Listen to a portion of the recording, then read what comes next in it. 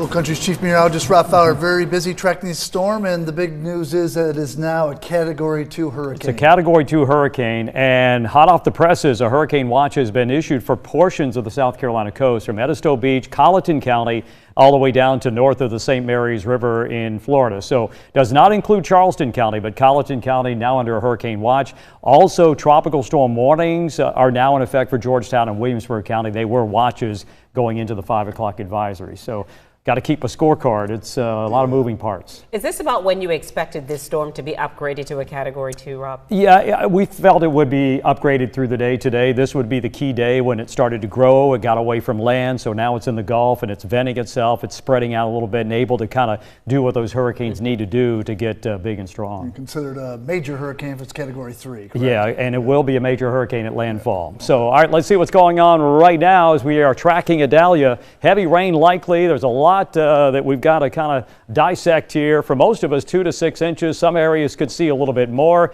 Flooding concerns and potential storm surge, but we're really looking at flooding. A lot of this with the rain added to the tides that are going to be elevated over the next few high tide cycles in the evening. Yes, wind gusts 40 to 50. In some cases, even higher gusts are possible in small pockets. That could cause some outages. And the tornado risk. Anytime you get those rain bands rotating around the big center of circulation coming in from the offshore waters, you certainly could have a possible tornado. Still hurricane warnings down across portions of Florida. We do not see the updated hurricane watch, but again, from Edisto Beach all the way back down to north of the St. Mary's River, everybody else is at least under a tropical storm warning now for eastern South Carolina, because Williamsburg and Georgetown, you were just upgraded from tropical storm watches, and a warning, obviously a step up from a watch, because a warning means that conditions are imminent. A watch basically means they are possible. So here's what's going on as we look at what's happening with Idalia from the satellite perspective. And you may say, what are all these colors about? We like to kind of explain this because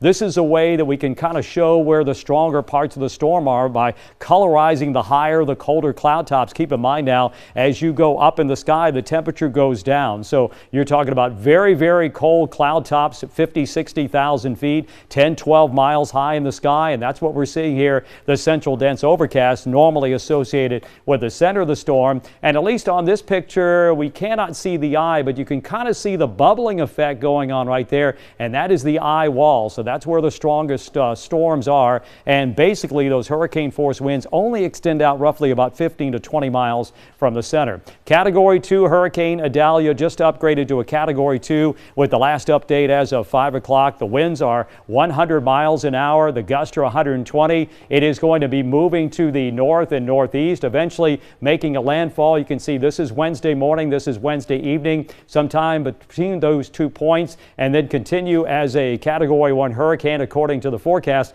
And that's why hurricane watches have been issued, that it certainly could continue to be close to hurricane strength, if not hurricane strength, as it moves over the Savannah River into South Carolina. And then by the time we get to Thursday morning, this is early Thursday morning, about 2 a.m. or so, with the winds could be 60 miles an hour, and that's why we continue to see those tropical storm force wind potential and the tropical storm warnings that have now been issued up and down our coast. All right, 74 inland, 78 at the beach. Bands of showers and thunderstorms. We'll show you a Viper radar. We've got a few showers we're watching right now and thunderstorms. 82 for you tomorrow on your Wednesday. That's a weather alert day, and showers will linger on Thursday and 82, and then hold on, we've got some great weather to kind of catch our breath Friday, Saturday, Sunday, and Labor Day with sunshine, cool, pleasantly cool temperatures and lower humidity. Our inland outlook changes to the beach forecast. Not a beach day tomorrow, obviously windy and wet, but we'll get back to the beach by the time we get to the holiday weekend. Looks really good Friday through Labor Day.